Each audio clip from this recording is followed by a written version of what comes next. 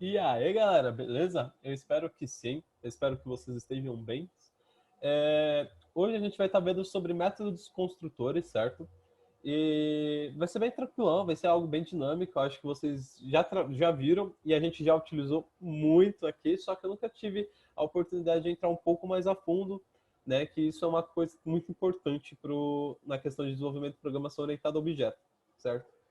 É, eu posso estar meio fonho ou dar umas falhadas na voz, é por conta do clima que está muito seco aqui em São Paulo hoje.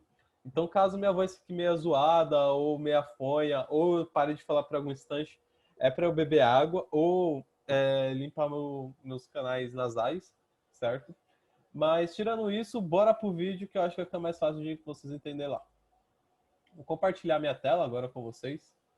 Creio que minha tela já esteja compartilhando e vamos lá para o game, certo? Eu já criei aqui duas classes, certo? Que uma é a método construtor e a outra é a main, certo? E como que funciona os métodos construtores, certo? Nossa, estou falando muito certo, certo? Enfim, como que funcionam os métodos construtores? Quando a gente vai utilizar o método construtores, a gente já instancia ele aqui. É aquela casa quando a gente vai criar um objeto, sabe? Então, vamos criar um objeto aqui, simplão, só para eu dar um exemplo do métodos construtores. Eu vou colocar aqui teste, certo? Igual a new método construtor. Tá vendo essa paradinha aqui que a gente coloca new? Isso daqui já é o nosso método construtor.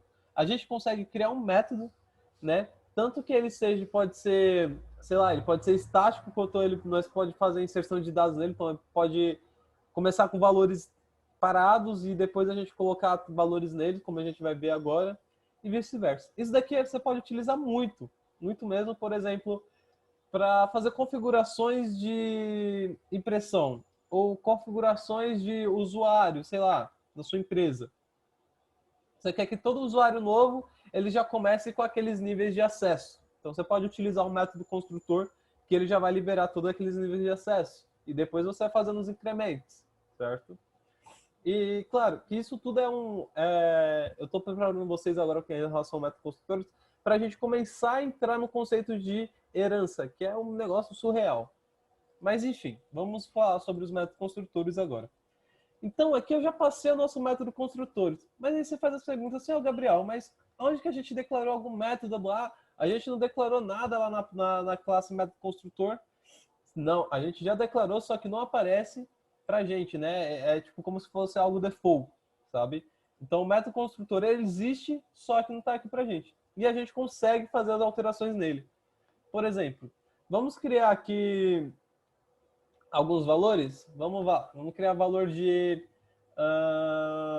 Vamos primeiro declarar o método construtor, né? Com valor estático, né? Public,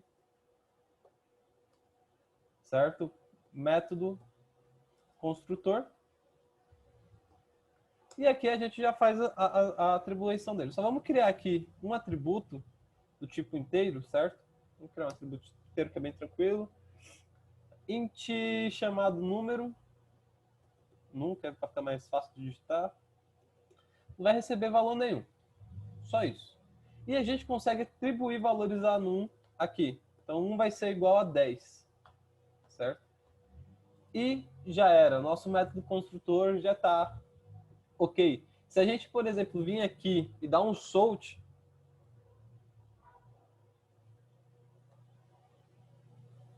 opa, deixa eu colocar isso daqui dentro de um PSVM, né? Porque eu sempre esqueço desse cara. Aí no final das contas o código começa a dar erro e eu fico maluco. Vamos dar um sort aqui, certo?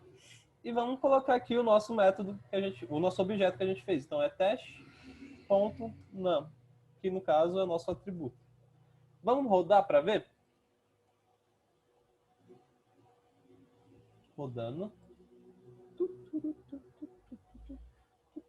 Passou 10. Então a gente, no caso, fez aqui um valor que, tipo, a gente não precisa passar nenhuma, especificar nada para ele, não precisa colocar nenhuma condição, no caso, e ele já vai executar falando que inicialmente o número sempre vai começar com 10, certo? Então, tem um outro exemplo que a gente pode fazer, é que num, certo?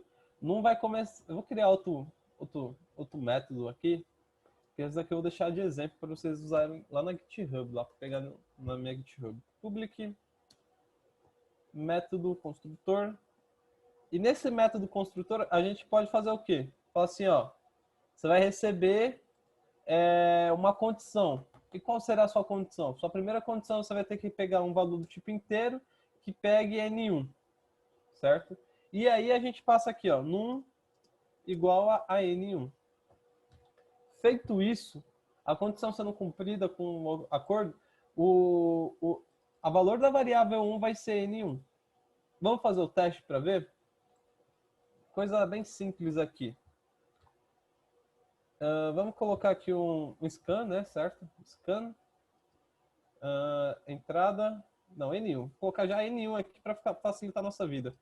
Igual new scanner system.in.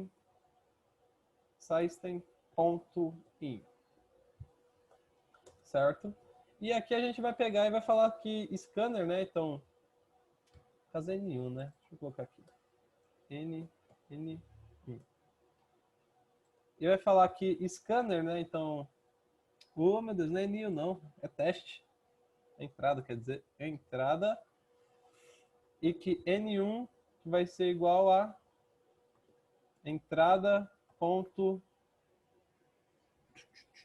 Cadê?